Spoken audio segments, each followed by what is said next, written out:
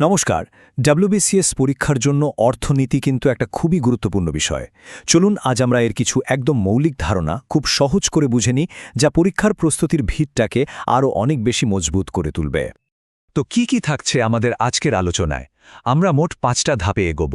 প্রথমে অর্থনীতির একটা পরিচয়, তারপর এর সংজ্ঞাগুলো কিভাবে বদলেছে, এর মূল স্তম্ভগুলো কি, অর্থনীতির সবচেয়ে বড় সমস্যা কোনটা, আর সবশেষে কেন আমাদের অর্থনীতি পড়া দরকার, এই সব নিয়েই কথা বলবো। তো চলুন একদম প্রথম পর্বটা দিয়ে শুরু করা যাক। যে কোনো বিষয়ে ভালোভাবে বুঝতে হলে তার গোড়ার কথাটা পরিষ্কার থাকা খুব জরুরি, তাই না? অর্থনীতির ক্ষেত্রেও ব্যাপারটা ঠিক তাই। আচ্ছা, আমরা তো সারাদিন ইকোনমিক্স বা অর্থনীতি শব্দটা শুনি, তাই না? কিন্তু এর আসল মানেটা ঠিক কি? এই খুব সাধারণ প্রশ্নটা দিয়েই আমাদের জার্নি শুরু হচ্ছে, কারণ এর উত্তরের মধ্যেই কিন্তু পুরো বিষয়টার আসল মজাটা লুকিয়ে আছে। যদি একদম সহজ করে বলি, অর্থনীতি আসলে দুটো জিনিসের মধ্যে একটা ব্যালেন্স খোঁজার চেষ্টা করে। একদিকে আছে আমাদের অফুরন্ত চাহিদা আর স্বপ্ন। একটা ভালো বাড়ি চাই, ভালো গাড়ি চাই, ভালো শিক্ষা চাই, এই চাওয়ার তো কোনো শেষ নেই। আর অন্যদিকে আছে আমাদের সীমিত সম্পদ, মানে টাকা, সময় বা দেশের প্রাকৃতিক সম্পদ। এই দুটো জিনিসের মধ্যে কিভাবে একটা বোঝাপড়া বা তালমেল তৈরি করা যায়, সেটাই কিন্তু অর্থনীতির মূল কাজ। আর ঠিক এই জন্যেই অর্থনীতিকে একটা সোশ্যাল সায়েন্স বা সামাজিক বিজ্ঞান বলা হয়, কারণ এটা শুধু টাকা পয়সার শুকনো হিসেব নয়। আসলে এটা আমাদের মতো সমাজবদ্ধ মানুষের আচরণকে বোঝার চেষ্টা করে।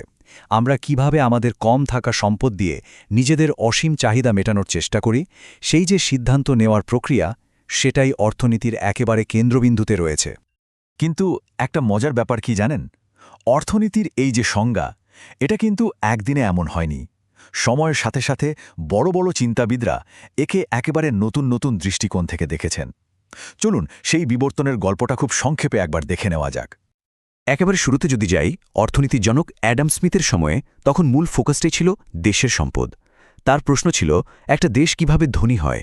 তার কাছে তাই অর্থনীতি ছিল একটা দেশের সম্পদ তৈরির কারণগুলো খুঁজে বের করার বিজ্ঞান। এরপর এলেন আলফ্রেড মার্শাল। উনি বিষয়টাকে আরেকটু এগিয়ে নিয়ে গেলেন। বললেন, শুধু টাকা পয়সা বা সম্পদ নয়, মানুষের ভালো থাকাটাও তো দেখতে হবে।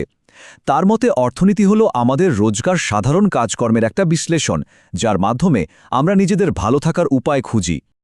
আর ফাইনালি লায়নেল রবিন্স এসে অর্থনীতির সবচেয়ে আধুনিক আর গুরুত্বপূর্ণ সংজ্ঞাটা দিলেন, যেটা আজও আমরা ব্যবহার করি। উনি দুটো শব্দের উপর খুব জোর দিয়েছিলেন। এক হলো স্বল্পতা বা স্কেরসিটি, আর দুই হলো নির্বাচন বা চয়েস। যেহেতু আমাদের সম্পদ কম, তাই আমাদের সব সময় বেছে নিতে হয় কোন চাহিদাটা আগে মেটাবো। তাহলে দেখুন, পুরো ব্যাপারটা যদি একবারে দেখি, তাহলে জার্নিটা কি দাঁড়ালো? অর্থনীতি প্রথমে ভাবত শুধু সম্পদ নিয়ে, তারপর তার সাথে যোগ হলো মানুষের কল্যাণের চিন্তা, আর সবশেষে আমরা পৌঁছলাম আজকের অর্থনীতির মূল কেন্দ্রে, মানে নির্বাচনের সমস্যায়। এই টেবিলটা এক ঝলকে সেই পুরো বিবর্তনটাকেই দেখিয়ে দিচ্ছে। বেশ, এবার তাহলে চলুন অর্থনীতির সেই মূল স্তম্ভ বা পিলারগুলো দেখে নেই, যেগুলোর ওপর পুরো সিস্টেমটা দাঁড়িয়ে আছে। বলা যেতে পারে এই কাজগুলোই অর্থনীতির ইঞ্জিনকে সবসময় চালু রাখে। দেখুন, এই 4টে জিনিস, উৎপাদন, ভোগ, বিনিময় আর বন্টন, এগুলো কিন্তু একটা সাইকেলের মতো কাজ করে। প্রথমে কিছু একটা তৈরি হয়, তারপর মানুষ সেটা ব্যবহার করে, এই ব্যবহারের জন্য আদান প্রদান হয়, আর শেষে এই পুরো প্রক্রিয়া থেকে যে আয় হয় সেটা সবার মধ্যে ভাগ হয়ে যায়। চলুন প্রত্যেকটাকে একটু আলাদা করে বুঝি। উৎপাদন বা প্রোডাকশন হলো যে কোনো অর্থনৈতিক কাজের শুরু। এর মানে কিন্তু শুধু কারখানায় জিনিস বানানো নয়। ধরুন একজন শিক্ষক পড়াচ্ছেন বা একজন ডাক্তার সেবা দিচ্ছেন, এটাও কিন্তু এক ধরনের প্রোডাকশন। আসল কথা হলো মানুষের কোনো একটা প্রয়োজন মেটানো। আর প্রোডাকশনের ঠিক উল্টো দিকেই আছে ভোগ বা কনজাম্পশন, মানে যা কিছু তৈরি হচ্ছে তার আসল উদ্দেশ্যই তো হলো মানুষের কাজে লাগা, তাই না? আমরা যখন কোনো খাবার খাই বা কোনো অ্যাপ ব্যবহার করি, আমরা আসলে সেই ভোগ প্রক্রিয়ারই একটা অংশ হয়ে উঠি। বিনিময় হলো ওই উৎপাদনকারী আর ভোগকারীর মধ্যেকার ব্রিজটা। আগেকার দিনে হতো জিনিসপত্রের বদলে জিনিস, যাকে আমরা বলতাম বার্টার সিস্টেম, আর এখন হয় মূলত টাকার মাধ্যমে। এই প্রক্রিয়াটাই কিন্তু বাজার বা মার্কেট তৈরি করে। আর সবশেষে আসছে বন্টন। ভাবুন তো, একটা কেক তৈরি হলো, মানে প্রোডাকশন হলো। এখন সেই কেকের স্লাইসগুলো কারা পাবে? যারা শ্রম দিয়েছে, যারা জমি দিয়েছে, যারা মূলধন দিয়েছে। এই ভাগাভাগির হিসেবটাই হলো ডিস্ট্রিবিউশন। একটা দেশের জাতীয় আয় কিভাবে ভাগ হয়, সেটাও এর মাধ্যমেই ঠিক হয়। এতক্ষণ তো আমরা অর্থনীতির বিভিন্ন পার্টস নিয়ে কথা বললাম। এবার আসা যাক সেই আসল জায়গাটায়, সেই মূল সমস্যা, যেটা ছাড়া মডার্ন ইকোনমিক্সের কোনো অস্তিত্বই নেই এবং যেটা আমাদের প্রত্যেককে প্রতিদিন প্রভাবিত করে। তাহলে প্রশ্নটা হলো, আধুনিক অর্থনীতির মূল সমস্যাটা ঠিক কি?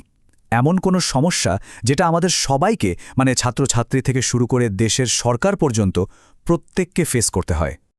সমস্যাটা আসলে এই দাড়িপাল্লার মতো। একদিকে আমাদের চাওয়ার কোনো শেষ নেই, মানে আনলিমিটেড ওয়ান্টস। একটা ফোন হলে আরেকটা চাই, একটা জামা হলে আরেকটা, আর অন্যদিকে আমাদের হাতে সম্পদ কিন্তু খুব সীমিত। এই দুটো পাল্লা কিছুতেই সমান হতে চায় না। আর ঠিক এখান থেকেই সমস্ত সমস্যার জন্ম। আর এই যে অসামঞ্জস্য, এখান থেকেই জন্ম নেয় নির্বাচনের সমস্যা বা প্রবলেম অফ চয়েস। যেহেতু আমাদের কাছে সময় বা টাকা সীমিত, তাই আমাদের সব সময় বেছে নিতে হয় কোন চাহিদাটা আগে মেটানো হবে। একটা নতুন বই কেনা হবে নাকি সেই টাকা দিয়ে একটা অনলাইন কোর্সে ভর্তি হওয়া হবে। এই যে বেছে নেওয়ার বাধ্যবাধকতা, এটাই হলো অর্থনীতির মূল কথা। এখন মনে প্রশ্ন আসতেই পারে, একজন WBCS পরীক্ষার্থীর জন্য এই সব জানাটা কেন জরুরি?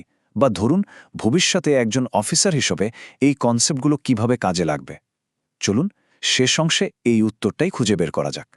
দেখুন, একজন প্রশাসক হিসেবে কিন্তু ঠিক একই কাজ করতে হবে। সরকারের হাতেও রিসোর্স লিমিটেড, কিন্তু সমাজের চাহিদা অফুরন্ত।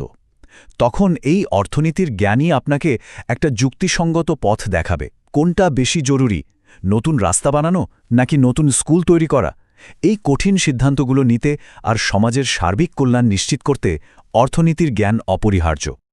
তো আমরা আজ অর্থনীতির একেবারে গোড়ার কথাগুলো বুঝলাম, কিন্তু WBCS-এর মতো একটা পরীক্ষায় সফল হতে গেলে শুধু ওপর বুঝলেই তো চলবে না, তাই না? এই কনসেপ্টগুলোর আরও গভীরে যেতে হবে, সেগুলোকে বিভিন্ন দিক থেকে বিশ্লেষণ করতে হবে। কিন্তু সেই প্রস্তুতিটা হবে কিভাবে? আপনাদের প্রস্তুতির এই জার্নিটাকে আরও সহজ আর গোছানো করতে রেড স্কুল নিয়ে এসেছে WBCS 2026 অনলাইন কোর্স, যেখানে এক্সপার্টদের গাইডেন্সে প্রত্যেকটা টপিকের এমন গভীর বিশ্লেষণ পাওয়া যাবে। নিজের স্বপ্ন পূরণের দিকে আরেক ধাপ এগোতে আজই ভিজিট করুন www.redschool.in।